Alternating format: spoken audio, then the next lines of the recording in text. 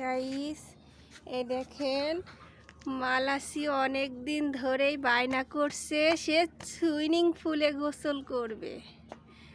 আসলে সেরকম তো আমাদের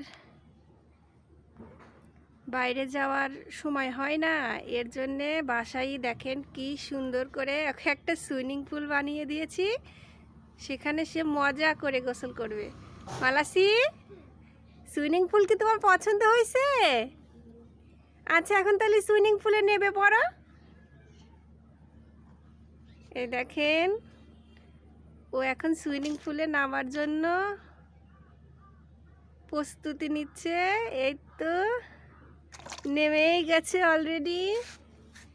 এই দেখেন কি সুন্দর করে খেলা করছে। বসো, এটা রাখো, বসো, ভালোভাবে বসো।